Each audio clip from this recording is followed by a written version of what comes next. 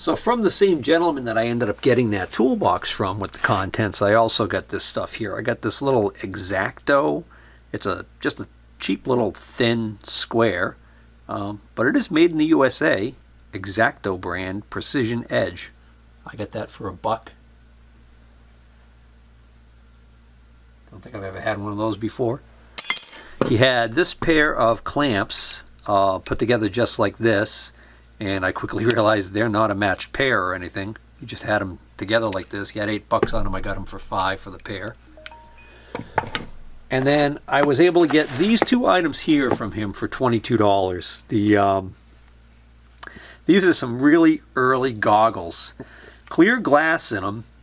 And real glass. Somehow they survived all these years without being broken. Hopefully I won't end up breaking them. These might even be motorcycle. I'm not sure. So I don't know if there's a way to tell, but I just thought they had a really cool, funky vintage look to them. When I can buy these cheap, I do, and then I usually take a chance on them on eBay. I say that, but I never seem to get around to selling them now. I've got like probably 4 or 5 pairs of these laying around here. And then this was the thing that just intrigued me, and I was like, all right, I got to take a chance on this. So I figure I'm into the goggles for like $7 and then $15 for these. These are, normally I don't buy drafting tools, but these are dividers, drafting, proportional. And this is what caught my eye. Notice it's got this long number, 6675-00-240-2049 US. I believe that is a nomenclature number for it to be inventoried for military purposes. And what's inside here? Proportional dividers. This funky thing. So, says West Germany. Lutz, L-U-T-Z.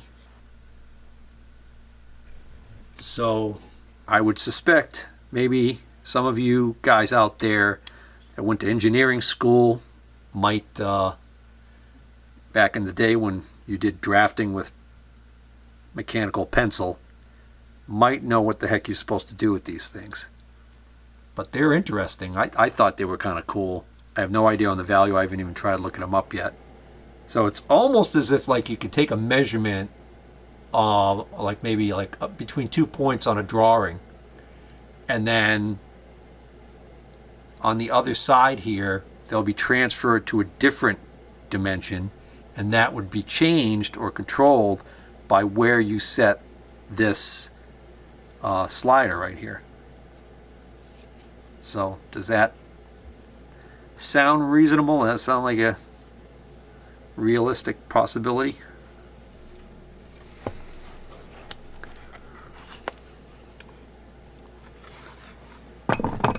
This next item I hemmed and hawed over for a bit, and actually I think at one point I actually walked away and then ended up going back and buying it.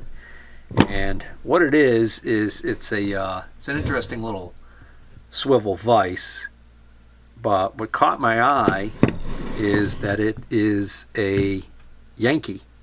So I have a little miniature version of one of these I bought a while back that I paid $30 for, because the miniature version is actually kind of rare. This one I don't think is anywhere near as rare, and the reason why I procrastinated about getting this one was, well, for one thing, it's got all this paint on it, gold paint, that doesn't belong on there, and more importantly, it's got something funky going on here. This is not supposed to be loose like this, and I was not able to really do anything about it while I was there to check into it, so I figured I was kind of taking a chance on it. Didn't have any tools, so let's see whether or not we can figure out what's going on with this thing. Oh, well, now that I look at it here in good lighting and have more time to think about it, it seems pretty clear to me what's going on here. There's actually there's a screw right here, which looks like it's got a rounded tip to it that goes and well, you know what, it's so loose right now. If I loosen it much more, I think I could take this whole thing apart and show you. just loosen that a little more, and this all comes out. Well, so that's interesting. I would have thought that there'd be a recessed hole on this part right here. You can see where the screw's been pushing, or where it's supposed to be pushing. I would have thought that'd be a recessed hole where the tip of the screw. So I guess it just binds in there enough to keep that from being a problem. Let me put this back in. Just put this in here like this. Now just tighten this screw. Now tighten it to the max amount that it'll tighten, and voila. Pretty much took care of it. Alright. Nothing wrong with that for 20 bucks. One of the guys that I see there every single show, and he's always got a large area staked out with tables with junk all over them. He always has like just all kinds of junk, and nothing is organized, and he doesn't do a very good job of caring about whether or not stuff gets wet. If it rains, the stuff just pretty much stays out there. You know, if you get there right after it rained, everything's soaking wet. But he can be very, very reasonable price-wise. For example, now I know that this may have been out in the weather, but maybe not. But this is a Wilson 1000 CB radio antenna. It actually says it's for 10 and 11 meter. But these are actually pretty good antennas.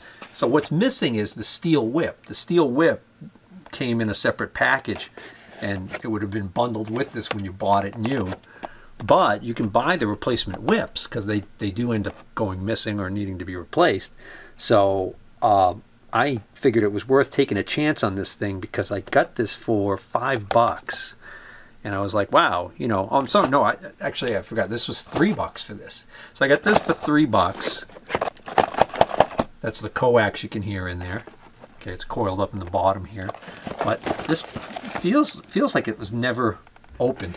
Somebody had put on here at one point $49 was $49, now $20. So it's probably a place that was going out of business.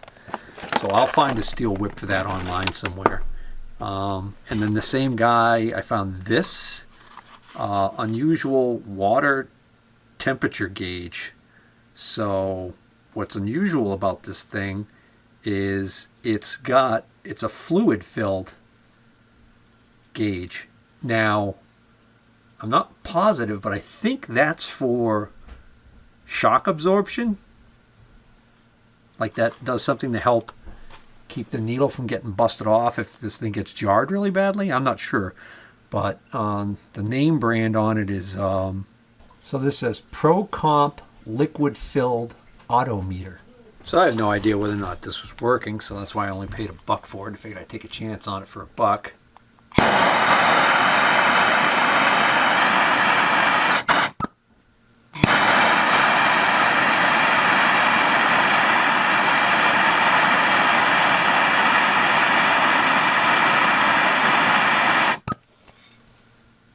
It moves. All right. Found this old wrench. I just like the look of it. I paid $10 for this. May have overpaid for this actually, but I don't know. It just seemed like a nice old wrench. I've bought several of these in the past. This is called a map measure. I like this one because it had a little pouch to go with it, and I got this for $5. So if you've never seen one of these before, got some paper stuck to the lens. But anyways, if you've never seen one of these before, the way they work, it's a little tiny wheel right here, and you basically you take this and you run it along a map, and it measures distance.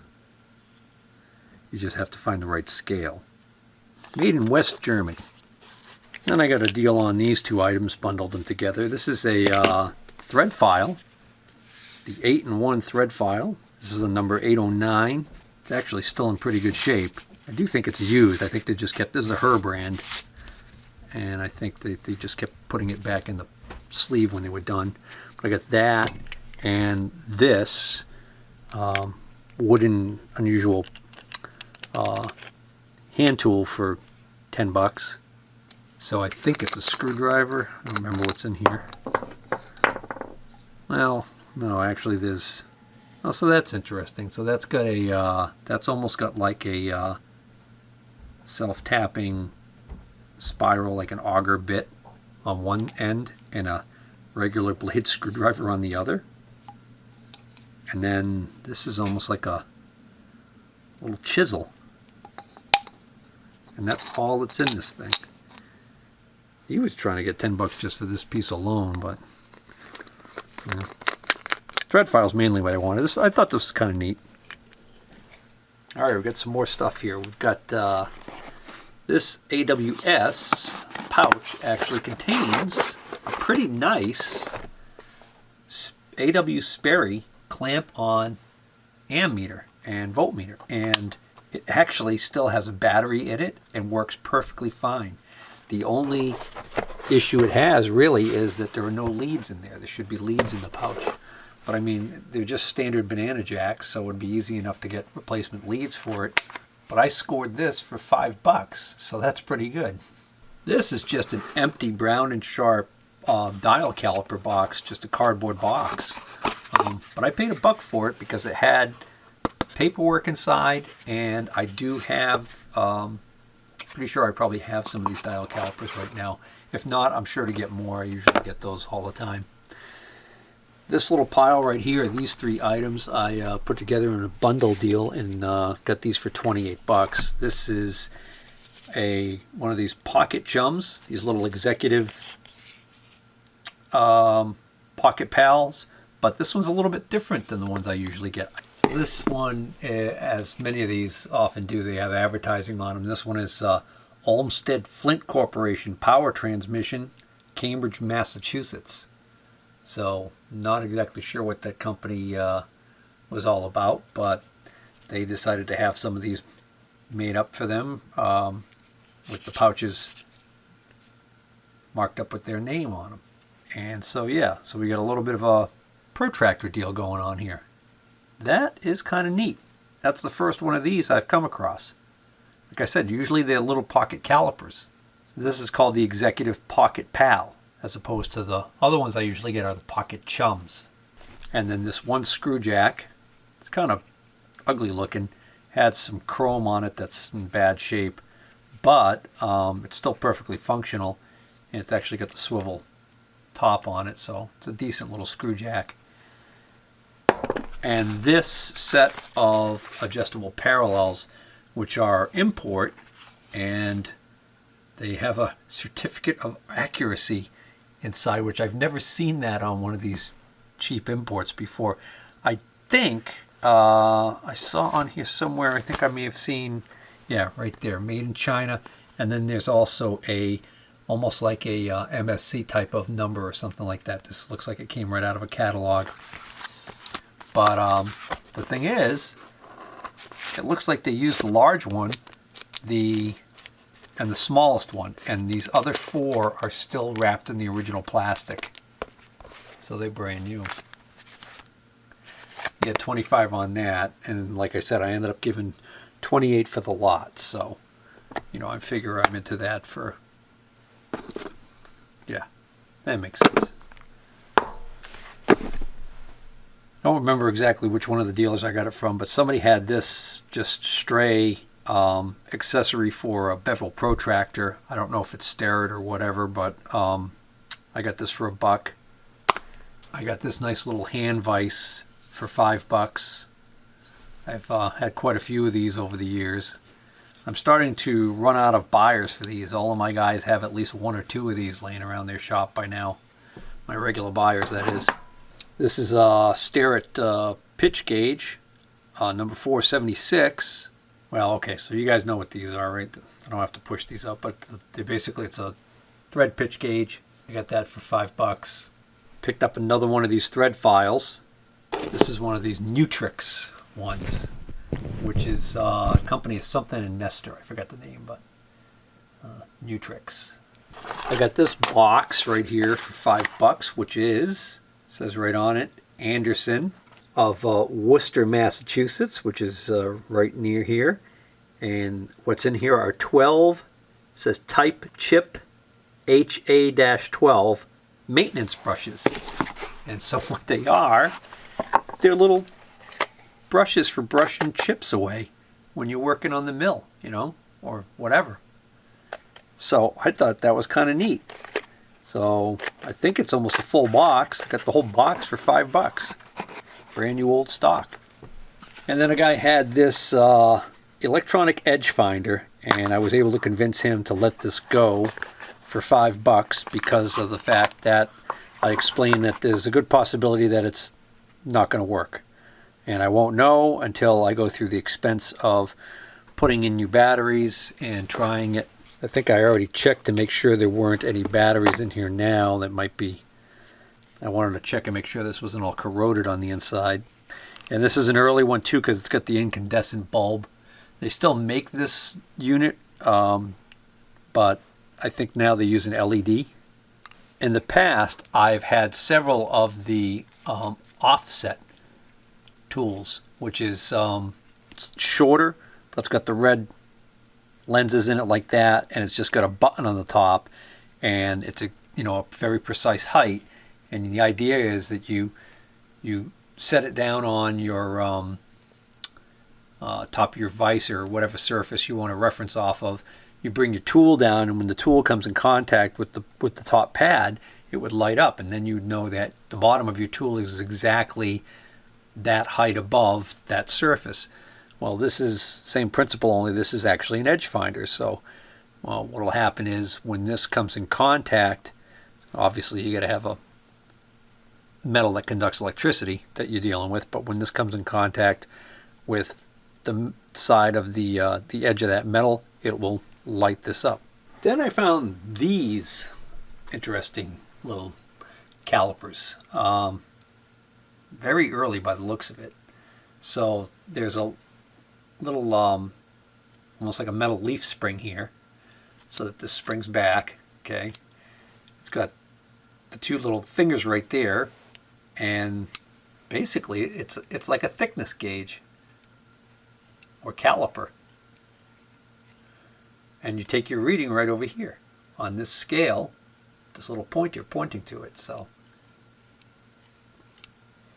I may never end up knowing who makes these, because the only markings I can find, besides some gentleman had engraved his name in the back here, but right here on the scale it says France. So I know it was made in France, and that's about it. But I just thought they were neat, and they only cost me $5.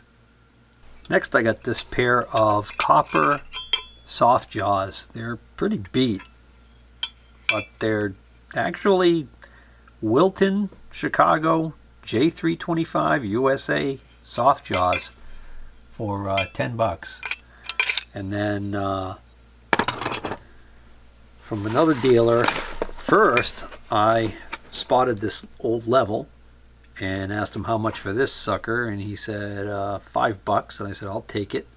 And then I looked around and saw some other stuff, and I decided, hey, I'm going to put together a pile. So I got all of this in this box for $35. So 5 of that was this level, which is a Starrett level. It's got this adjustable vial, okay? And what this is, my understanding is that this is a plumber's level. So this is to make sure that when you set your drain pipes, that you set them at the correct slope so they drain correctly. Some people may not know this, but obviously you have to have some pitch to your pipe for the drain to work correctly. But did you know that if you have too much slope, that can also be bad, because what can happen is that can allow the liquids to run down too fast, and you can get the solids can build up. So, and by solids, you know what I mean. But anyways, I think that's kind of neat, even though it's not really a machinist tool.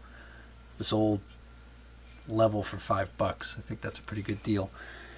And like I said, so that was five of the 35 for that. And then you had these old brass rulers. Okay, yeah, so these are both Lufkins. This one is marked really small, right there. And then this one, I think this might be a new one. This is a number 1085 Lufkin Rule Company, Saginaw, Michigan, made in the USA. So kind of neat. And he had this Starrett scale still in this pouch, and this Starrett narrow hook rule. There's actually two of them in here, and then for whatever reason there's some shim stock in here too, some like feeler gauge stock. And then another really nice, clean as a whistle, satin chrome Starrett scale. So I'd say that's probably new old stock. And this neat old wooden caliper rule. So these usually have, yeah, right there at the end, they got this little part that sticks out. So this one right here says number 48 Chaplin, U.S. standard, H. Chaplin, I think. I mean, I've had plenty of these, but I've never had one this size. And I don't recognize this name. And then this monster plumb bob, that's a good sized hunk of brass there. I've never had one this style before, that the way that the string hooks onto this one, a little bit different than some of the other ones I've had. But that thing, I wish you could feel how heavy that is. It's a heavy sucker. Just thought it was neat. Yeah, I don't see any markings or anything to indicate the maker on it, unfortunately. And this Schrade brand knife. It's the Schrade Old Timer. It reminds me of a Buck 110. But it says Schrade USA on it. The blade is not completely trashed. It's got this kind of neat, almost like a bone handle on it. What the material is, maybe that is bone. I think I did pretty good on that. So, all right, and the last couple items I've got here, got these little key seat clamps. I got this pair of key seat clamps for $3. They have no name on them. Wish they were Starrett, but they're not. Still got a good look to them though. $3. And these two little vices for $5 each. Little antique vices. This one's still got quite a bit of the black paint left on in here. Got a little anvil area on the back here. This one looks very similar. So, anyways, this one's missing the screw to clamp it down to anything. This one's just got a square head bolt in it. I'm not even sure if that's correct. So in an upcoming video, I will cover the stuff I got when I went back for the second time. Brimfield's a long show. Goes all week. So if you like this video, please hit the like button. If you're not already a subscriber, please consider subscribing. Take care.